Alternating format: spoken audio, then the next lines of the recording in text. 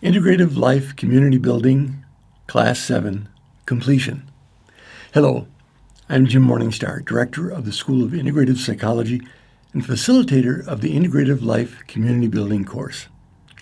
The focus of our 7th class is completion. Completion is not an end point in our community building work. It's a starting point of a new attitude with which we do our work. That is, letting go of the belief that we have to have all the answers to be complete, but rather living with a sense of wholeness, knowing that there is a never-ending growth in the future and a full satisfaction possible in the present. Releasing unconscious death urges or other lifetimes is all a part of leaving this course with the experience of and confidence in our completion as community builders. The third of the 5 biggies is called specific negatives.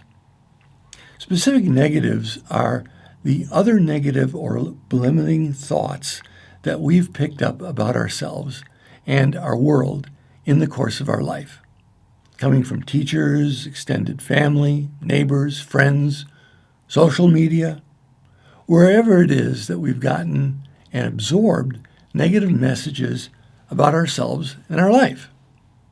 These messages, when reinforced enough, become major negative beliefs called personal laws, influencing our life on the subconscious feeling level.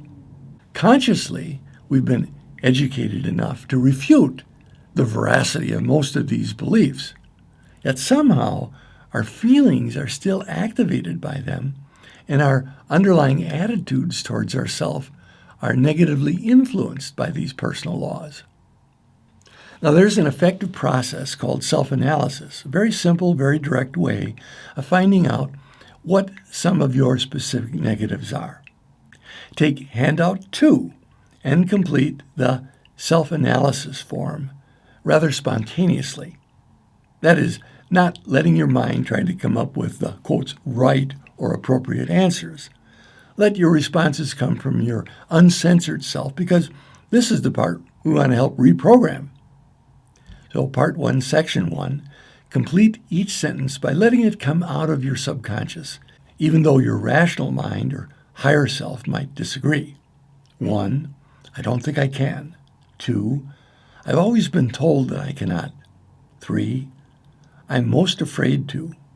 4, when I'm relating to others, it's hardest for me to. 5, I'm not worthy of receiving. 6, my biggest concern with money is. 7, my fear about sex is. 8, what I can't seem to get enough of is. 9, I always feel bad about myself when I. 10, I can't seem to forgive myself for. 11, I feel most helpless when I. 12, generally I think I'm inadequate when I. 13, I wish I could. And 14, I always get sick when I. Then, section 2, write 3 likes and 3 dislikes for, first of all, yourself, then your mother, then your father, then your major lover, past or present, then your major religious affiliation, past or present. Then section 3, my 3 greatest pleasures are, my 3 greatest fears are, and my major life goals and challenges are. In part 2, when your list is complete, read it over with a more critical and objective eye and start searching for obvious themes. Follow the intuitive leads and hunches, and remember that anything you say about anyone or anything else, you're also saying about a part of you. So be willing to entertain that which you reactively reject at first glance. Being unable to describe a like or dislike for an individual suggests both an emotional block to and an emotional tie to that person with which you're having difficulty dealing. It's further suggestive of a part of you with which you're having trouble. Now, for part 2, write the negative or limiting beliefs which emerge for you from examining your self-analysis. This is a matter of intuition, to a certain degree, as to which of the many possible cues you focus upon. But learning how to trust and follow your intuitive sense can be your greatest asset in helping both yourself and others. So fill in the major negative or limiting beliefs which emerge for me from this list are: 1, my most negative thought about myself is; 2, my most negative thought about others is; and 3, my most negative thought about the world is. Complete handout 2, parts 1 and 2, and come back to the video. Now, as part of our reprogramming of specific negatives, we'll do a simple reversal technique of the limiting statements that came from our subconscious in handout 2, part 1, section 1. So now take handout 3, reversal technique, and complete the reverse statements from handout 2, part 1, section 1, letting yourself breathe and feel each one you write. Your subconscious operates more on feelings, so this is a key to reprogramming it. So rewrite your responses to handout 2, self-analysis, part 1, section 1, in the corresponding numbered spaces on handout 3, reversal technique. Change the wording only to make them grammatically correct or enhance the positive effect they have on you. 1, I now can. 2, I now know that I can. 3, I'm growing daily in confidence to. 4, when I'm relating to others, it's becoming easier for me to. 5, I'm worthy of receiving. 6, I'm increasing my confidence around money as I. 7, I am feeling safer with my sexuality as I. 8, I now get enough. 9, I now feel better about myself when I fill in the blank, because I'm learning to deal with it in ways which benefit myself and others. 10, I now forgive myself for. 11, I now feel more confident when I. 12, I see myself as more and more adequate when I. 13, I can now allow myself to. And 14, I'm learning to feel healthier when I. Now, complete handout 3, reversal technique, and come back to the video. Now, to finish the job on specific negatives, take handout 4, personal law reversal. Section 1, rewrite your most negative or limiting thoughts from handout 1, part 2. My most negative thought about myself is, my most negative thought about others is, and my most negative thought about the world is. Then section 2, reversing my most negative thoughts. Write an affirmation for each of the thoughts in section 1, using the simple reversal technique or whatever form has the most emotional impact for you, using the 4 P's guidelines of making the affirmation personal, positive, present, and practical. Then section 3, steps to implementation of my new identity as an integrative life community builder. A, write 3 steps I'm willing to take to implement the new identity I choose are. And B, how I'm willing to hold myself accountable for these steps are. So complete handout 4, personal law reversal, and come back to the video. Now, this is not meant to imply that you'll never have negative or limiting thoughts come up from your past again, but it gives you a process for dealing with them effectively. Just having this well in mind can help you walk every day with less fears about anything which may be still hiding in the basement of your mind or the collective consciousness to which we are all tapped in. The fourth of the 5 biggies is called the unconscious death urge. This refers to the deep underlying desire of all humans to return to a state of bliss and harmony that they sense they experienced before birth, or perhaps even before conception into this life or other lifetimes. It's a natural desire to release all struggle and conflict. The misperception, however, that accompanies this feeling is the thought that this state can only be achieved through one's physical death. Consequently, all of life is cast as a waiting game, if not an endurance test. As the philosopher Nietzsche said, our thoughts about death, conscious or unconscious, influence every moment of our life. Not thinking about it is an illusory escape that can sentence ourselves to the general subliminal dread that the world mind reinforces about death. Confronting this belief and changing one's feelings about life will take courage to counter well-established cultural norms.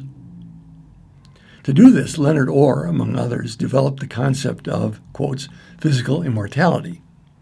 That is the idea that we have the ability to control the destiny of our physical existence to the point of choosing consciously how or if we are to die in the conventional sense of our body's demise. This took the concept of creative thought to its ultimate conclusion, that as being the thinker in our existence, we write the entire script of our existence, including the fate of our physical being. He went to great lengths to visit people who had lived over 200 years old, collect stories about people who fell out of airplanes and did not die, cite medical reports of spontaneous remissions from incurable diseases. In other words, present instances to our mind which counter the belief in the inevitability of death. His contention was that the vast majority of people die because they believe they're supposed to, not because life itself dictates it. He says this belief is dictated by family histories and statistically recorded in actuarial tables, which show that death is highly predictable according to tradition. That is what allows insurance companies to calculate quite accurately when people are scheduled to die. The general laws of death, as he put them, follow family patterns. People usually die within 5 years of the death of the same-sex parent. Generally, conformists die when the death urge of their same-sex parent is activated. Rebels may outlive their parents to get even, but eventually succumb to cultural pressures. There is an expression, the good die young. Now, this can refer to those who deal with all their negative life themes, except the final one, which is death is inevitable and you have to die to go to heaven. Human cells have the power to renew themselves. They die from accumulation of waste products rather than an innate obsolescence. So if we continuously keep ourselves renewed, there's no built-in death mechanism out to get us, as many humans have demonstrated. Daily breath practices are very helpful in this regards, as 70% of body's waste products are eliminated through the lungs, whereas 30% are eliminated through the urine, feces, and skin. Leonard Orr died. The philosophy behind physical immortality does not depend on his personal path. It highlights many life-affirming choices we can use to deal with the unconscious death urge. We will take more control of our mind and clear it of life-suppressing beliefs rampant in our culture. For example, unless one is actively producing what the culture wants, their being is valueless, and consequently, they find little reason to live. A recent research review of 422 studies over an 18-year period involving more than 7 million participants showed a statistically significant shorter lifespan for those exposed to ageism, that is, prejudice against older people. Will we support our own life urges and choose a purposeful existence rather than die progressively day by day, doing what we think we need to in order to survive? Will we treat our bodies like consumable products that have a limited shelf life rather than nourish our life urges with what keeps us healthy and in balance? Will we accept ourselves as spiritual beings of light, which can take many and diverse physical forms within or without the visible spectrum of most humans? Will we give ourselves options for our current physical existence beyond what is popular and accepted by our family and culture? Let's play a game to see if we can dislodge the grip of whatever unconscious death urge we may carry. Take handout 5, Death Benefits and Life Assurances, and complete section 1, Death Benefits. List 10 ways that you would benefit from dying. For example, not having to deal with chronic pain, being done with the demands of your family, releasing worry about having enough money or paying off debts, having to eat and watch your diet. When you've completed section 1, complete section 2, Life Assurances, in which you list a way you can achieve the benefit you listed in the corresponding number of section 1 without having to kill your body. For example, not having to deal with chronic pain.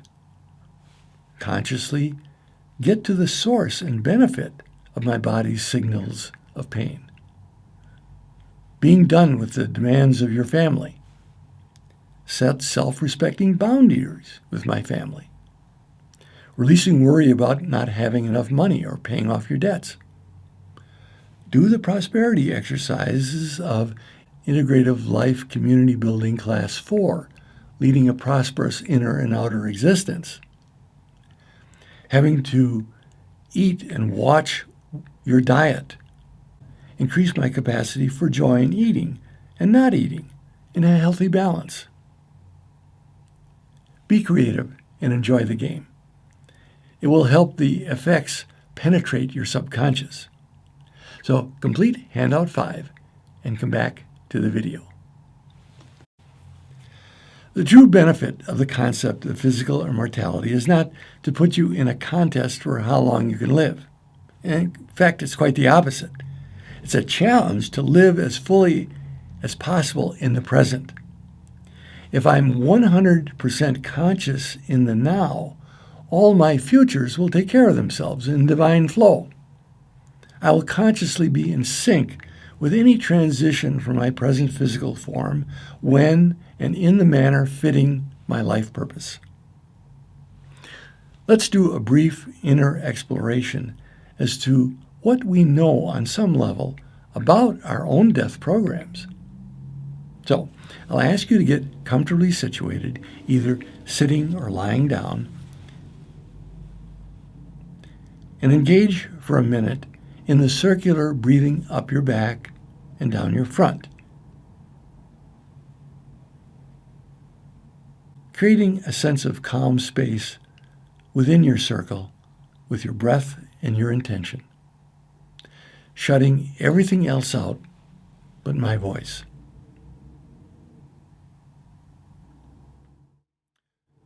Now ask your inner guidance when and of what causes you are programmed to die if you simply lived out your familiar and cultural script. Listen and accept whatever comes.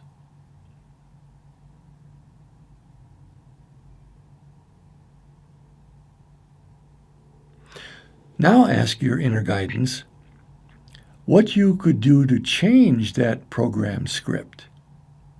Again, listen and take whatever comes.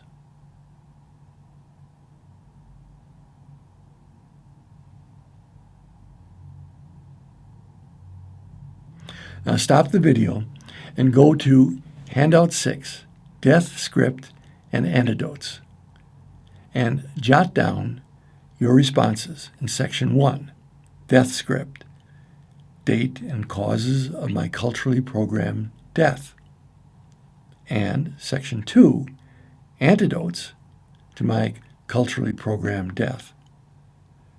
Write intuitively what comes to you as ways to change that old programming to what you currently desire. Complete Handout 6, Sections 1 and 2. Come back to the video. Belief in the uncontrollability, inevitability, and unpredictability of death invades every breath we take with fear, caution, resignation, etc. It can become the cause of illness, pain, suffering, depression, and self-destruction. It is chosen not because it is desirable, but because it's believed necessary. The belief in immortality promotes well-being, health, and does not eliminate the choice of death, nor present healing methods, nor challenges in your body. There are numerous books and organizations which promote the belief in physical immortality. These are not new, but they're not mainstream thought. Plus, to make real-life changes, they must be more than just a belief system. You must adopt a lifestyle that reflects and promotes living as a light being, supporting all life on earth. This is not just esoteric Eastern philosophy. A central tenet to Christianity is Christ's message to overcome death now. All I have done, you shall do and more. And Jesus' statement, he who believes shall never die. So here's a list of some popular alternatives to the belief in immortality for your consideration. A, annihilation. B, going to an astral world. C, reincarnation. D, eternal sleep, suspended animation. E, resurrection from 6 feet under. F, possession, going into other bodies. G, rematerialization, cloning other bodies. So you see, we have plenty of creative alternatives to traditional death or the belief in immortality. Now, close your eyes for a minute now and envision which alternative resonates most with you.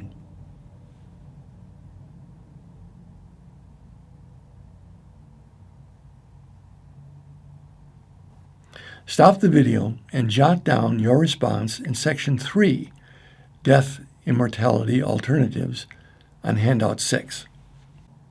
And come back to the video. To complete our self-inventory on the unconscious death urge, take Handout 6 and in Section 4, Alternative Mastery Beliefs, check which alternative fits your current beliefs best. 1, no one has a choice over death. 2, I do not have a choice over death. 3, I will advance in mastery, but will die without control. 4, I do have a good chance at mastery over death. 5, I do have choice over death and will exercise it. Then complete Section 5, Effects of my beliefs on my life. A, how my belief in Section 4 affects my daily relationships with my body and with others. And Section 5B, a change in my beliefs that improves my daily relationships with my body and others is. And lastly, Section 5C, an affirmation which affirms my positive beliefs about my responsibility for my life and death is. So stop the video and complete Handout 6, Sections 4 and 5, and come back to the video. 5. Multi-life experiences is the 5th of the 5 biggies. Now, many people carry attachments to experience in, quotes, other lifetimes as impediments to fulfillment in this lifetime. This shows up as habits or attitudes that seem to have no explanation or historical antecedents in their current life or ancestral history. Now, one of the methods to address these unconscious but persistent patterns is to make them conscious with such processes as we did in Class 6 of our series, the Multilevel Awareness process.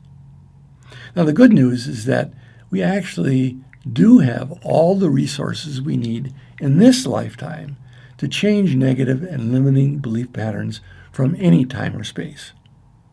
The breathwork process is just one of these techniques that can get beneath our conscious defenses to root out the unconscious patterns. Completion with old themes can only happen in the present. It requires a decision that your present ability is greater than any attraction to old ideas and a willingness to trust your inner guidance, as well as the courage to explore outer alternatives and opportunities the universe provides you, perhaps at times from sources you least expect. So take handout 7, Multi-Level Life Experiences, and in section 1, write what intuitively comes to you as a lesson I sense I have learned in other lives is 5 responses. Section 2, a lesson I sense I'm still in process of integrating from other lives is 5 responses. And section 3, what is helping me complete these lessons in this lifetime is 5 responses. And finally, section 4, a completion I now own in this lifetime is 5 responses. Complete handout 7 and come back to the video. Congratulations! This is monumental work that takes great courage to complete in any lifetime. So it's time to celebrate and releasing the biggies and getting on with the goodies that this life has in abundance for each and every one of us. Welcome to your new life. Holding you in my heart as fellow travelers on the road home, I send and receive blessings for our circle and all sentient beings till next class. Blessings in light and love.